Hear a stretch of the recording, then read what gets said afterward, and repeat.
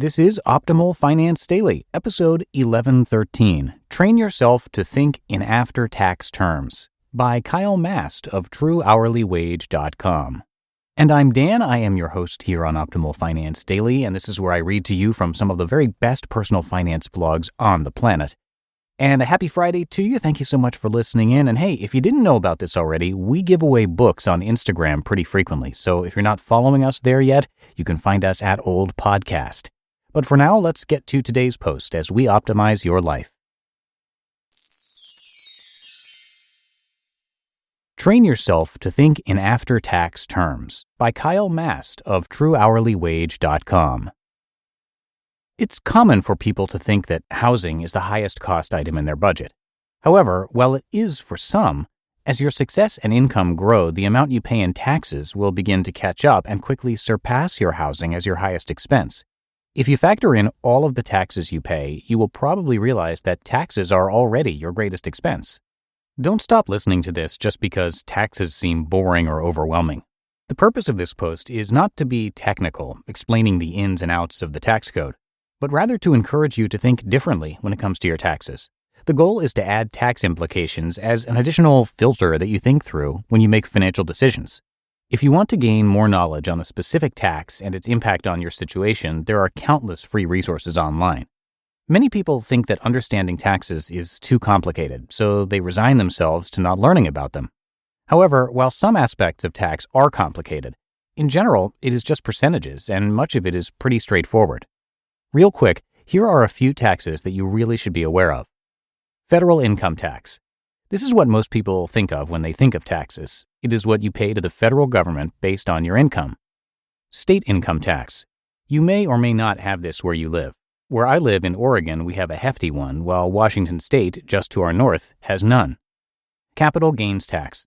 Generally, this is the tax on things that you purchase and then resell. Think stocks, bonds, real estate, old cars you fix up and resell, etc. Sales tax. Again, you may or may not have this. Oregon does not have this, but Washington, our neighbor, does. Property tax. Property taxes are pretty much everywhere. However, they vary greatly depending on where you live, and if you rent, you generally don't pay any property tax. It can be argued, however, that it's baked into your rent. Local and miscellaneous taxes. These vary widely and can be specific to the city you live in, the industry you work in, or the investments you make. Social Security and Medicare taxes or self-employment taxes, also sometimes called FICA taxes. These taxes are withheld from your paycheck as an employee, or you pay them directly if you're self-employed. You cannot make a fully informed financial decision of any sort without considering its tax implications. The crazy thing about taxes is that they impact every single dollar that you earn or spend. Every single one. So wouldn't it make sense that when you think of purchasing that car, selling your house, moving to a different state, taking a new job, or starting a business, you would want to know the tax impact? For instance, say you want to purchase a new couch and love seat for your house. The couch costs $600 and the love seat costs $400. What is the amount of income you have to earn to purchase your furniture? Without getting too detailed or technical, let's say you pay 12% in federal income tax, 5% in state income tax, 6% in sales tax, and Social Security and Medicare taxes of 7.65%. That's 30.65% in taxes. This means that your furniture really costs you $1,407. This is not a high estimate at all when it comes to the taxes that a typical middle American household would pay. Your situation may be slightly higher or slightly lower, but it is likely not that far off. Although this example focuses on the tax implications when spending money, you also need to be aware of the tax implications when earning money. Where you live, the amount of income you make, and the type of income you make all play into how much you pay in taxes on that income. What can you do? A seemingly easy way out, and what most people do when it comes to understanding the tax implications of their financial decisions, is to work with a financial professional who understands taxes.